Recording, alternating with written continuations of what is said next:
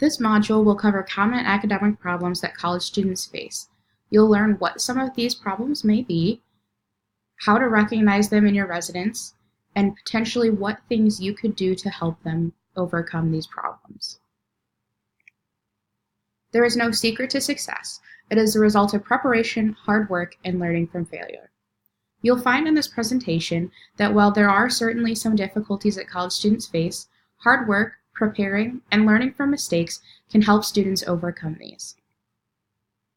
Some potential behaviors leading to academic problems are not knowing what is expected, time management, goal setting, study habits, self-regulation or motivation, and class difficulty. For students that don't know what is expected of them, they struggle to meet expectations. They're unsure of what has to be done, unsure of how much needs to be done and how long it will take, and typically don't meet the quality of work to receive good grades. And when they do turn things in, they're unsure of what grade to expect because they don't know what is expected of them. Students who do know what is expected of them can more easily meet expectations. They know what has to be done, and they're aware of how much needs to be done and how long it will take. They often can meet the quality of work to receive high marks, and once they've turned something in, they can gauge whether they've done well or not because they're aware of the expectations their professors have for them. Oftentimes, students who don't know what is expected of them have either not read their syllabus or don't speak to their professors. So encourage your residents to read through and comprehend their syllabus. If they have any questions, they can ask to speak with a professor for clarification. Or even if it's something they understand the assignment, they may need to ask their professors for what exactly they're looking for as far as quality. You can also encourage these students to ask for feedback on their assignments. Often professors will be willing to do so for students if they ask. Further yet, some students may still be adjusting to the change in academic rigor from their high school classes to what is needed for their college coursework. This change will take time, and encouraging students to read their syllabus, speak with their professors, ask for clarification and feedback should help. So another common academic problem is time management. For students who don't manage their time well, they struggle to meet deadlines. They may feel increased stress or like they don't have enough time to do everything. They might procrastinate starting things or finishing their projects. They'll miss deadlines. They turn in low quality work due to a lack of time and spend a lot of time on non-class related activities. Students who do manage their time well can meet deadlines with ease. They turn in high quality work and they start projects and assignments earlier than the day before it's due. They often have lower levels of stress related to deadlines and spend ample time on their classwork. So once you've recognized that a student is having difficulty with time management, you can encourage the student to put their deadlines and tasks in a planner. These deadlines and tasks can be found in their syllabus, so sometimes just taking the syllabus and transferring every deadline into a planner can be helpful. You can also encourage students to make to-do lists and prioritize things by how long they will take and when they're due. There are a variety of homework trackers and different planners available online for students to use. If a traditional day planner doesn't seem to be working for your resident, you can suggest that they scroll through different options online. You can also encourage your students to consider how much time they realistically are spending on classwork. If your resident struggling with time management is only spending a couple hours a week on their classwork, then they may need to find time elsewhere in their week to spend more time on their assignments. This may mean cutting back on how much time they spend with friends or watching Netflix, but in the long run, your residents will benefit from setting aside a specific amount of time each week to work on their assignments. Setting goals. So for students who don't set goals, they struggle with knowing what they're working towards. They may not have a clear idea of what they need to accomplish, and they don't feel as if they're making progress. They sometimes may feel as if there is no point to their classes or assignments, and they may seem aimless. For students who do set goals, they have a very clear idea of what they are doing and how that is helping them get to where they want to be. They know what their next steps are, and they feel accomplished as they get to check things off their to-do list. They understand how their classes are helping them get to where they want to be, and are driven to get things done. So how can you help? Encourage students to think about where they would like to be in the future. Have them work backwards and set specific, realistic, and attainable goals, and chunk each of those into smaller bits. Have them put their goals where they will see them each day and be reminded of what those are. Having these goals in a visible place will help your resident understand this is what I'm working towards and be reminded on an often basis. The smaller the goals are, the better for the resident, because they'll be able to check more things off and feel more accomplished.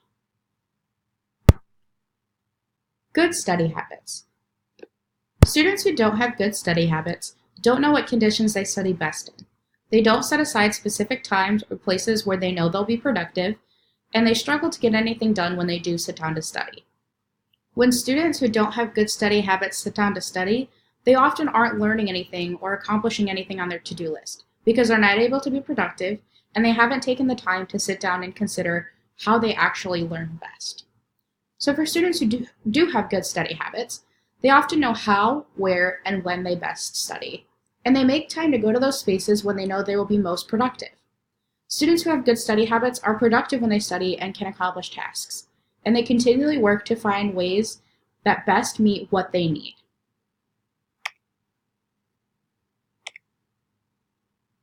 So how can you help a student who doesn't know how they best study? You can encourage them to try out different study methods. Some students work better when working in a group and have other people that can hold them accountable to staying on task. Others need to be alone because they find that being in a group of people may be distracting. Some students work best with music, others need complete silence. Some students may work in quiet areas best, while others might need some white noise or distractions or the busyness of a lobby. Some students may best study in their bedroom, while others may end up taking a nap on accident and may need to study in the library. Further yet, some students may do best in a comfortable chair, while others need to be sitting upright at a desk. Even the time of day that a student studies can have an impact on how productive they are. Some students study best in the morning, while others get more done at night.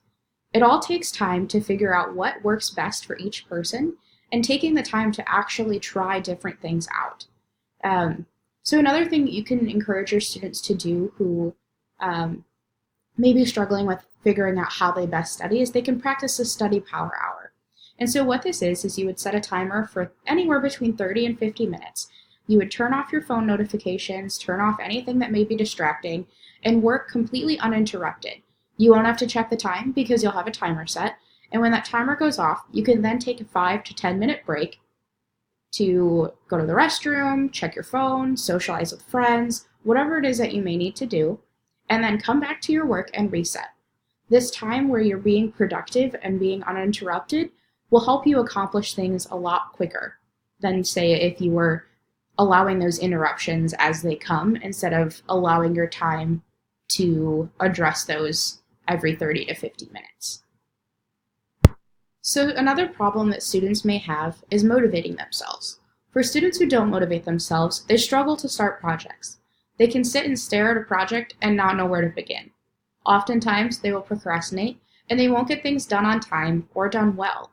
They may get stressed about deadlines easily and can often ignore assignments until the last minute.